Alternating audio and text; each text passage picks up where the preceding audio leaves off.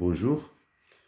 Aujourd'hui, nous allons continuer le corrigé de la série numéro 1 d'analyse 3 euh, en, en étudiant l'exercice numéro 2. Alors, c'est toujours, donc c'est le TD numéro, alors TD numéro 1, c'est l'exercice numéro 2. Alors, dans l'exercice numéro 2, il s'agit d'utiliser la formule de Maclaurin,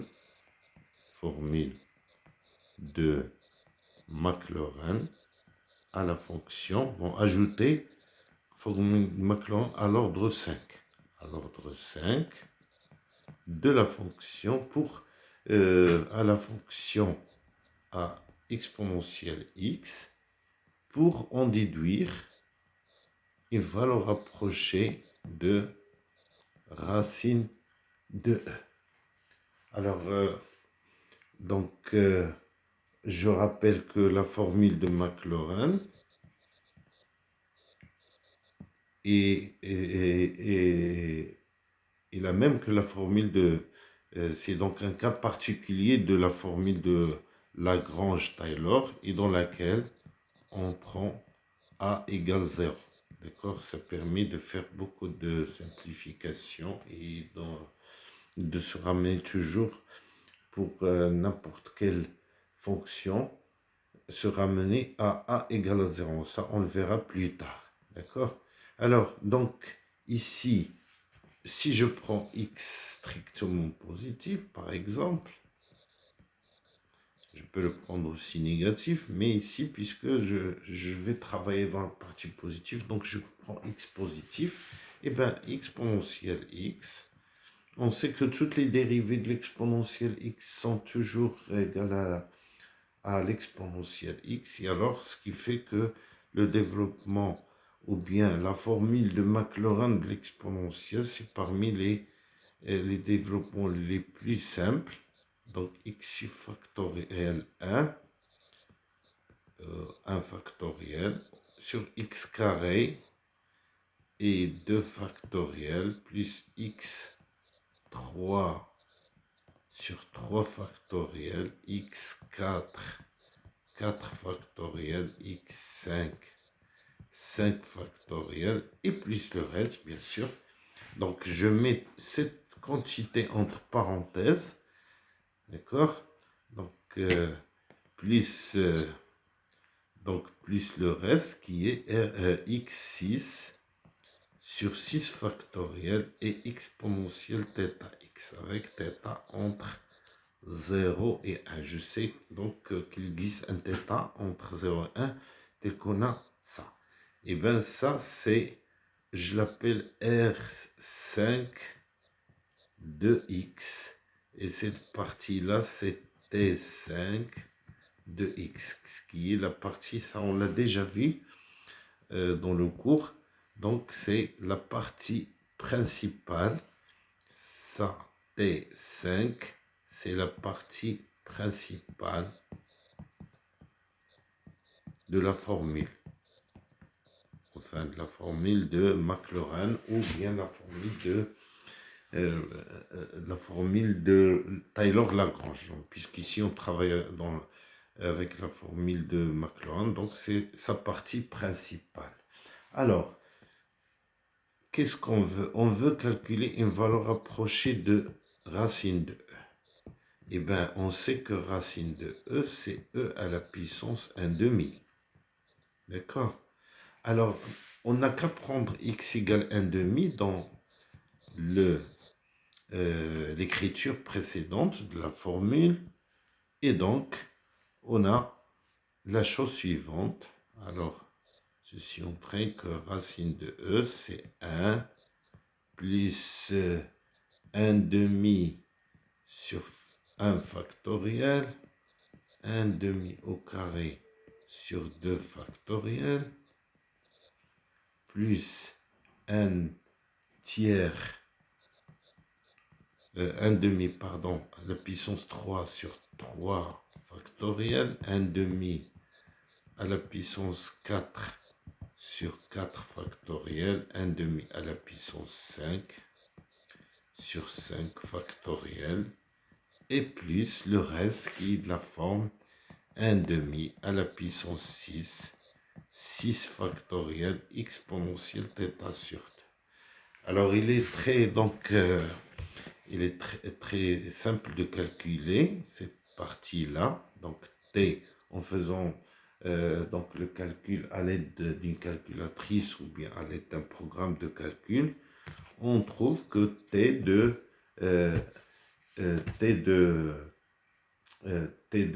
indice 5 de 1 demi, elle est égale à 1,6480.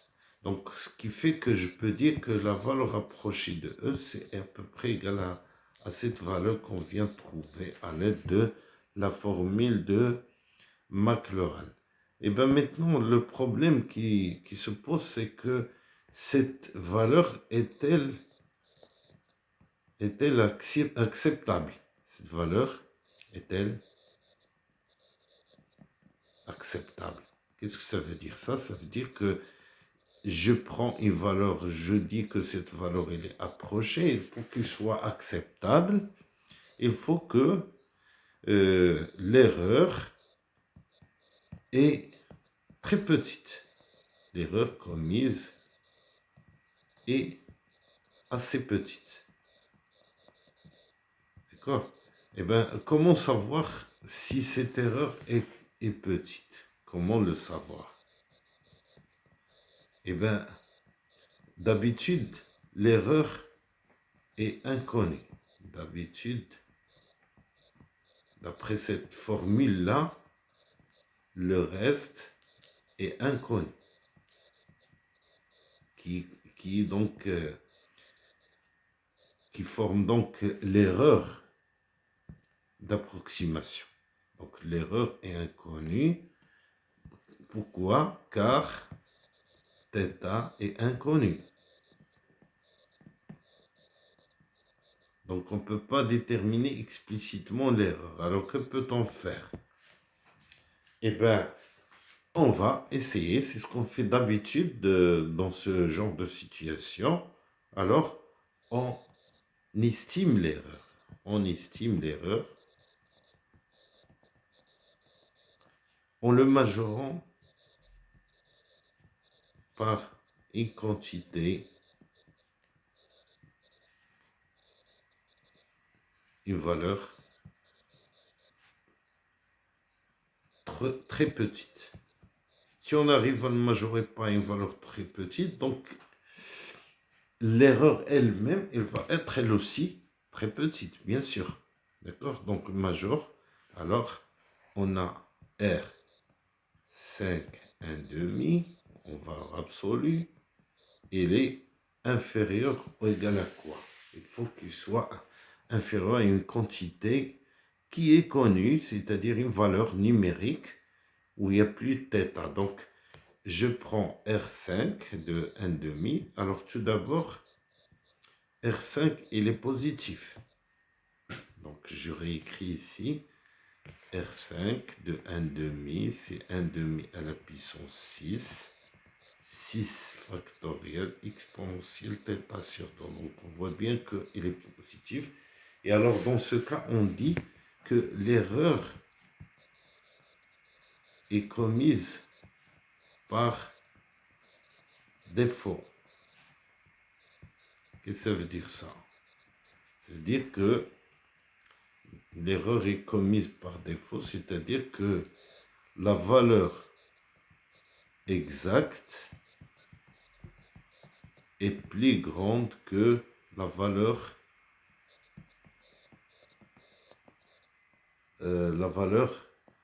approchée. D'accord?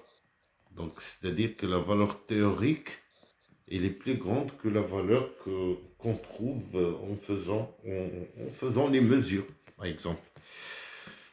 Alors, donc, maintenant, donc, si une valeur approchée par défaut, alors ça, on le sait. Maintenant, donc, on va voir, est-ce que on peut majorer donc 1 demi à la puissance 6 sur 6 factoriel exponentielle θ2. Eh bien, puisque θ est plus petit que 1, donc c'est E 1 demi 6 sur 6 factoriel exponentielle 1 demi. Alors maintenant, le problème, c'est que moi, je suis déjà en train de calculer 1 demi. Donc, je ne peux pas utiliser non utilisable parce que c'est ce que je suis en train de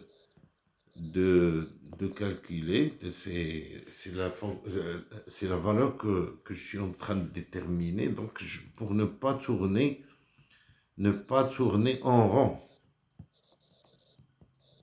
C'est-à-dire ne pas essayer de trouver cette valeur-là.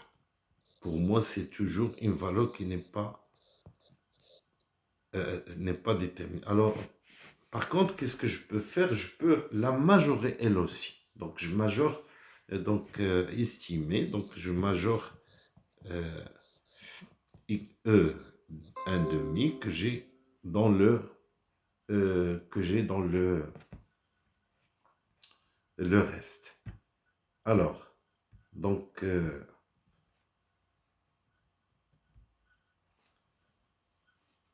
alors, qu'est-ce qu'on sait? On sait que E, c'est égal à peu près à 2,71. D'accord? Si je ne me trompe pas, donc je peux faire le calcul. Alors, E, ça donne...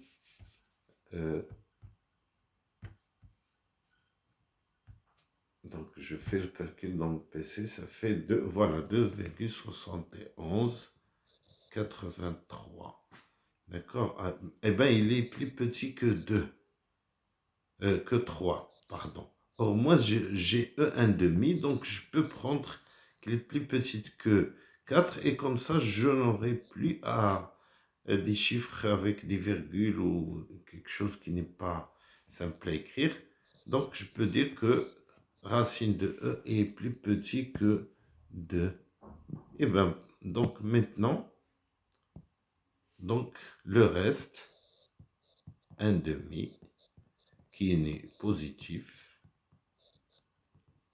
il est inférieur ou égal à 1 demi 6 sur 6 factoriel fois racine de donc de 4 fois 2 que multiplie 2. Et alors, qu'est-ce qu'on trouve? On trouve que c'est égal à 1 sur 2 à la puissance 5 fois 6 factoriel et qu'on trouve égal à 4,3403. Alors 34,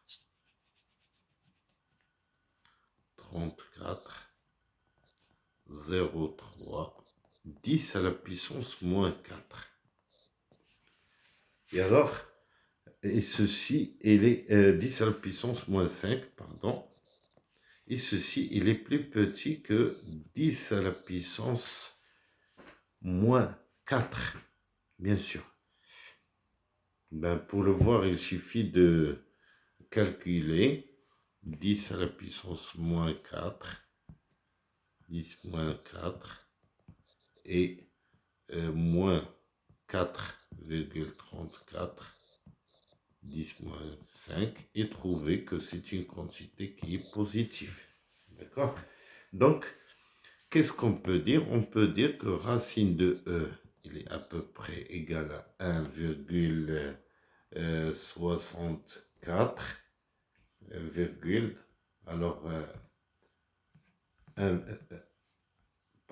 racine de E, il est à peu près égal à 1,64, 87, et à donc 10 moins 4 près, c'est-à-dire à peu près égal à cette valeur, à une erreur, marge d'erreur égale à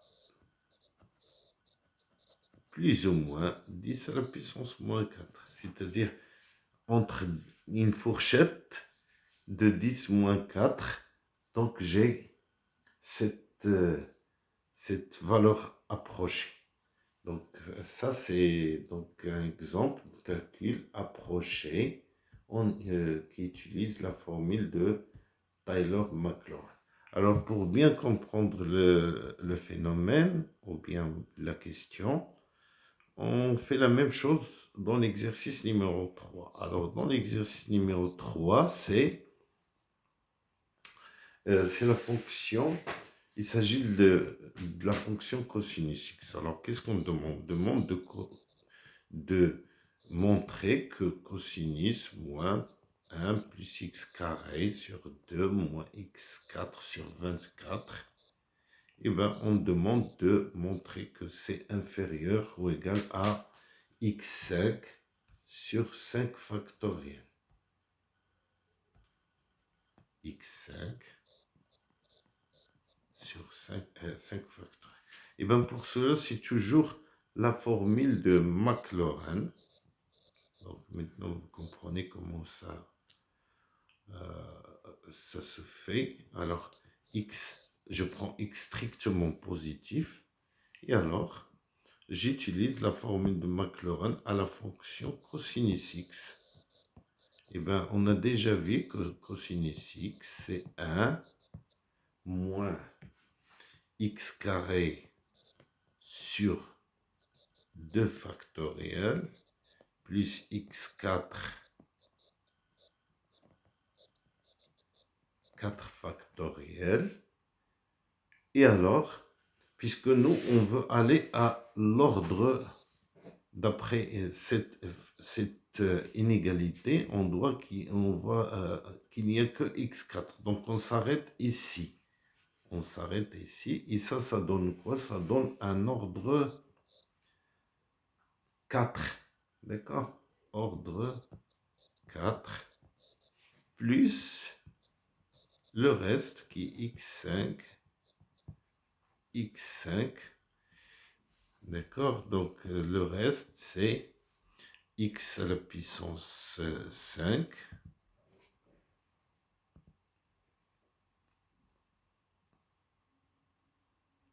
alors x à la puissance 5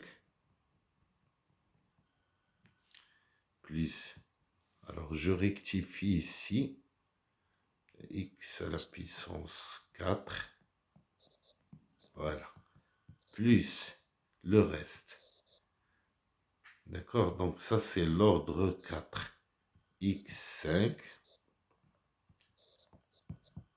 5 factoriel et cosinus, d'accord, 5 θ x. Alors donc ça c'est le reste de Maclaurin ou de Lagrange. Alors bon, ça je peux le mettre entre parenthèses, c'est la partie principale. Donc il faut remarquer que la fonction cosinus il est pair. Donc dans la formule de Maclaurin, alors attention, ceci n'est pas vrai pour la formule Taylor-Lagrange, c'est vrai uniquement pour la formule Taylor de Maclaurin. Dans la formule Maclaurin, la partie principale est paire. Puisque la fonction cosinus est paire, la partie principale est paire. Et alors, donc, cette formule, elle est valable pour l'ordre 4 et l'ordre 5 aussi. Parce qu'il n'y a pas de terme en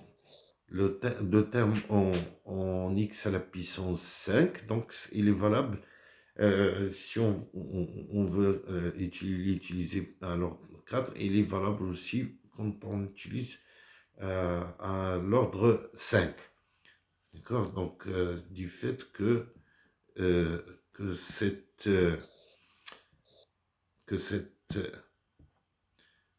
fonction est paire. D'accord? Cette fonction est paire. Et alors, on peut donc avoir juste on peut avoir juste les puissances qui sont paires. Et alors, donc, on a cosinus de x égale à qui est égal à moins x carré. Donc, si je fais la différence, moins 1 plus x carré sur 2 factoriel, moins x4 sur 4 factoriel, donc entre parenthèses, et bien c'est égal à x5, puisque c'est positif, x5 et cosinus 5 θ x. Ben, je n'ai pas encore calculé cosinus θ x, donc je rappelle que, ou bien je peux dériver 5 fois, et après, qu'est-ce qu'il faut dériver? Il faut dériver le cosinus t. Attention, il ne faut pas dériver cosinus θ x. On dérive le cosinus t, d'accord? Voilà comment s'écrit. Cosinus t avec, et après on remplace t par x, par θ x. Parce que si on dérive cosinus θ x 5 fois, bien sûr, il va y avoir θ au carré. Non, on ne fait pas comme ça. On dérive la fonction initiale qui est la fonction cosinus x. Et alors, donc, qu'est-ce que j'obtiens? Cosinus θ x plus 5pi sur 2. C'est-à-dire cosinus θ x plus 2pi plus pi sur 2.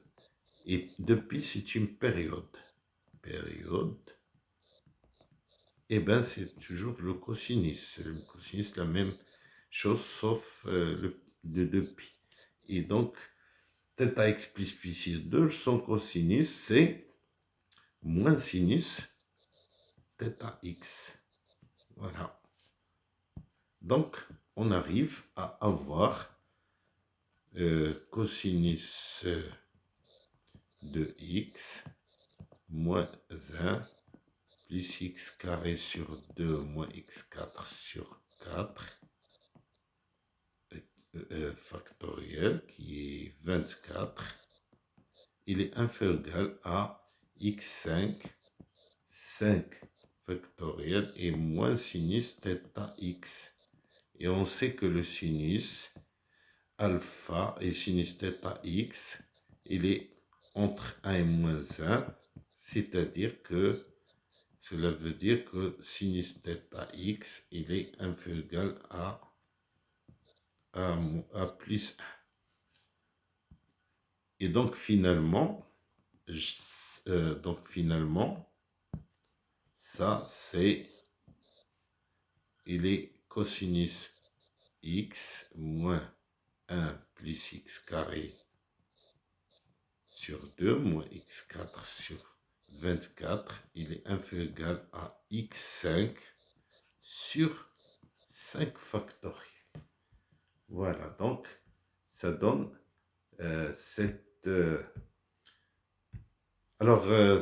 inégalité. On va donc l'exploiter pour trouver valeur approchée de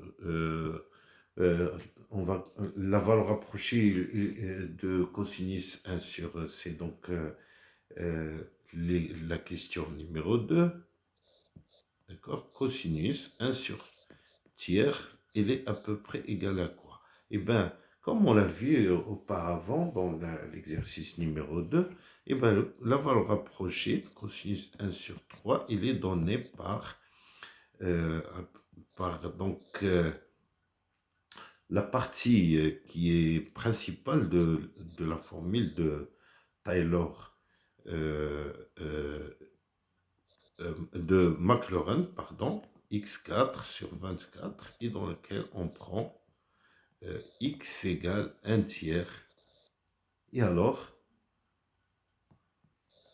on trouve que c'est 0,94496. Alors ici, comme j'ai dit aux étudiants qui était présent dans les séances TD, il faut toujours, quand on fait des calculs comme ça, il faut avoir un peu de bon sens, ne pas trouver une valeur plus grande que 1, parce que si on trouve une valeur plus grande que 1, c'est qu'on s'est trompé quelque part, et donc il ne faut pas l'écrire, et donc dire qu'il y a quelque chose qui ne marche pas, et donc le cosinus, il doit être, parce que le cosinus doit être toujours plus petit que 1.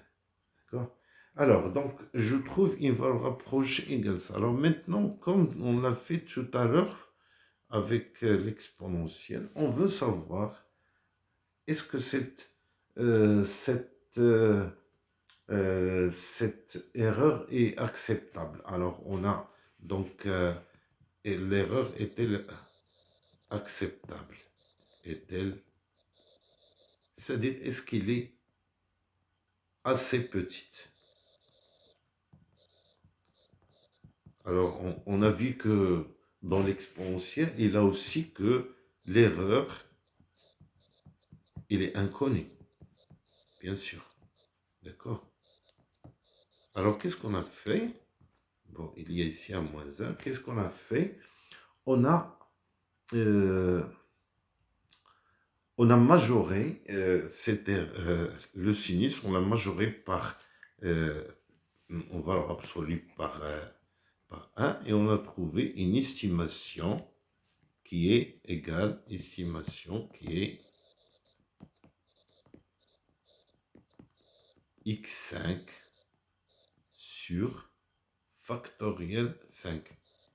Eh bien, on n'a qu'à prendre x égale 1 tiers dans cette estimation pour trouver 1 tiers à la puissance 5 sur 5 factoriel, et ce qui donne 3,4 de 94. 94, 10 à la puissance moins 4. Et bien, ceci, c'est, comme tout à l'heure, il est plus petit que 10 à la puissance moins 5. Alors, on en déduit que, cosinus de 1 tiers, donc par conséquent,